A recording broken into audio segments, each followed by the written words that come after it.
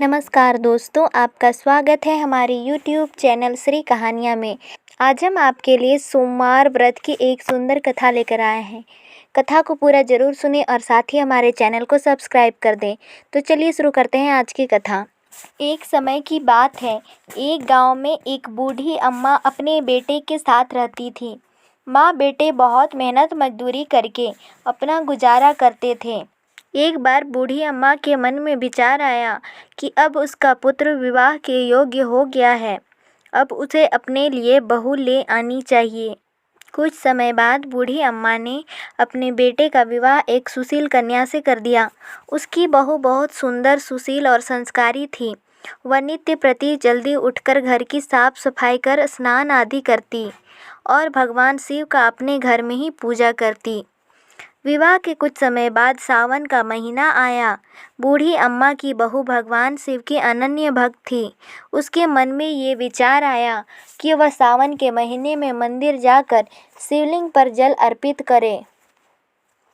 अपने मन में आए विचार को उसने अपनी सास से कहा, माँ जी, सावन का महीना शुरू हो गया है। मैं शिव मंदिर जाकर पूजा पाठ करना चाहती हूँ, शिवलिंग पर जल अर्पित करना चाहती हूँ। लेकिन बूढ़ी अम्मा ने उसे मना कर दिया और कहा, घर में ही पूजा कर लो, मंदिर जाने से समय बर्बाद होगा, इतने समय में घर का सारा काम हो जाएगा।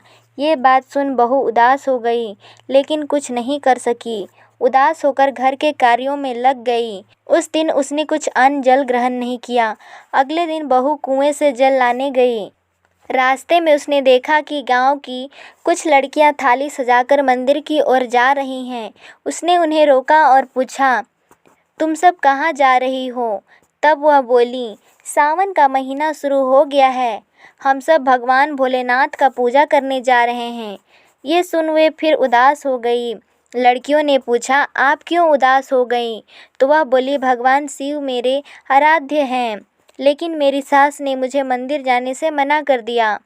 तब लड़कियां बोली, आप चिंता मत करो, हर रोज़ इसी समय पानी भरने आया करो और हमारे साथ मंदिर चलकर भगवान शिव की पूजा कर जल अर्पित करो।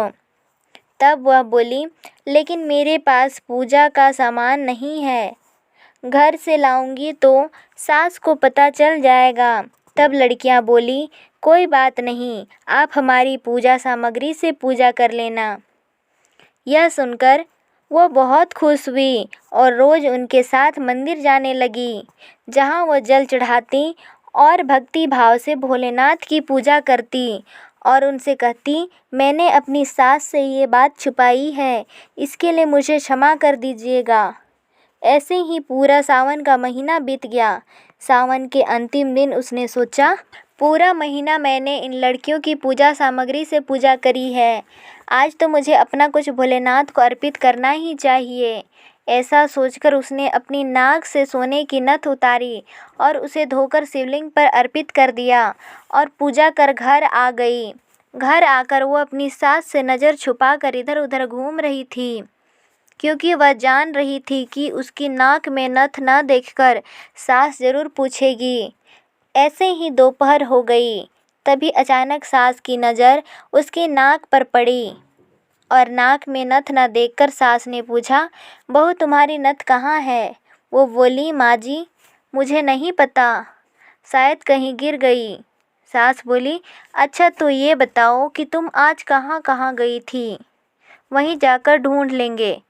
वह बोली, मैं सुबह पानी भरने गई थी, तब तक तो मेरी नाक में नथ थी, इसके बाद मैं उपले थापने गई थी।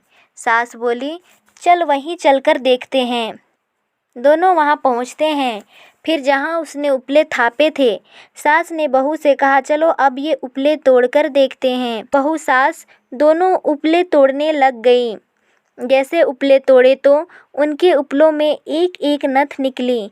सास बोली, नथ तो एक ही थी, दो कैसे हो गई?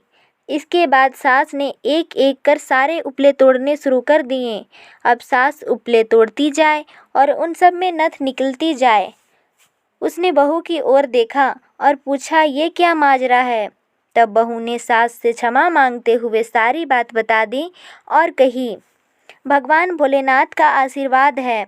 आज मैंने सावन की समाप्ति पर उन्हें अपनी नथ अर्पित की थी और उन्होंने मुझे इतनी सारी नथ वापस कर दी। सास बहू की बात सुनकर बहुत खुश हुई और कहा, सावन माह में स्नान, जप, तप और दान का इतना महत्व है तो अगले साल हम दोनों मिलकर शिवलिंग पर जल चढ़ाएंगे और पूजा पाठ करेंगे। अगले साल सावन की माह आने पर दोनों सास बहू ने नियम से सावन का स्नान किया, पूजा पाठ किया। भगवान भोलेनाथ की कृपा से बूढ़ी अम्मा का घर अन्न धन के भंडार से भर गया। बहू को एक सुंदर पुत्र रत्न की प्राप्ति हुई। हे भोलेनाथ, जैसी कृपा बूढ़ी अम्मा और उसकी बहू पर करी, वैसे ही इस कहानी को कहते सुनते और हुकार भरते सब पर करना। जय भोलेनाथ।